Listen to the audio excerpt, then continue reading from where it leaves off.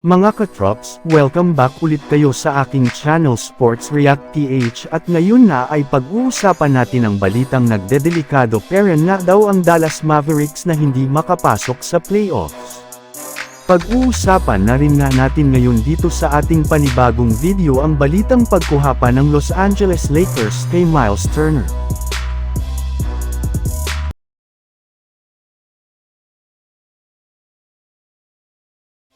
Isa pa rin nga mga katrops, ang Dallas Mavericks sa mga teams na pinakatinamaan ng injury sa pagkawala ng halos lahat ng kanilang mga big man.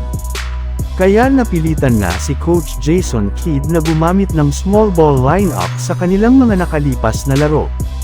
Mabuti na lang nga dahil kahit man sobrang kulang sila ng player ay nagagawa pa rin nga nila na manalo sa kanilang last 2 games at manatili sa ika-8 pwesto sa standings ng Western Conference. Ibig sabihin, nananatili pa rin nga sila sa play-in tournament kung saan may posibilidad pa rin nga na hindi sila makapasok sa playoffs.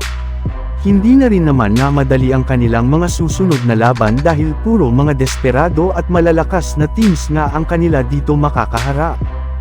Kaya may ilang mga analyst na nga ang nagsabi ay delikado pa rin talaga ang Dallas na malaglag sa ibaba ng standings kapag di pa nakabalik si Anthony Davis sa lalong madaling panahon.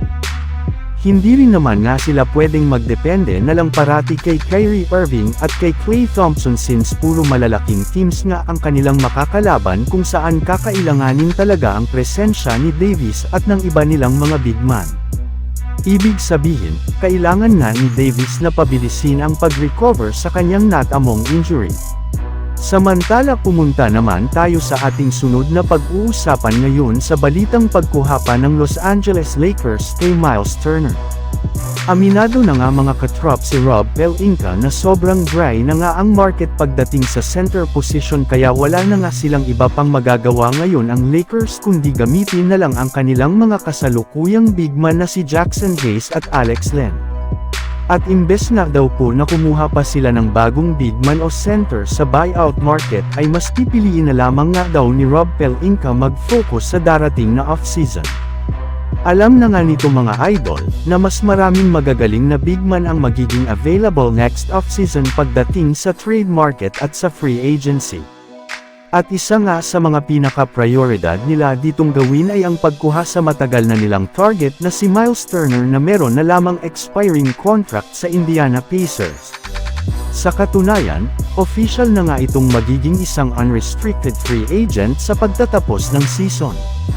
Kaya hindi nga kagaya ng nagdaang trade deadline ay malaki nga ang pag-asa ngayon ng Lakers na makuha at mabigyan nila ito ng kontrata nang hindi sila nagsasakripisyo ng kanilang mga players kagaya ni Rui Hachimura at Dalton Neck. Ang kampo na rin naman nga ni Luka Doncic ang nagkumpirma na si Miles Turner nga talaga ang pinaka-request ng kanilang superstar na kunin ng Lakers. So yun lang nga mga katrops ang handog ko sa inyong storya ngayong araw. Sana nag-enjoy kayo. Please like and subscribe my YouTube channel Sports React PH para sa iba pang storya at update patungkol sa NBA. Kita-kits muli sa ating susunod na video.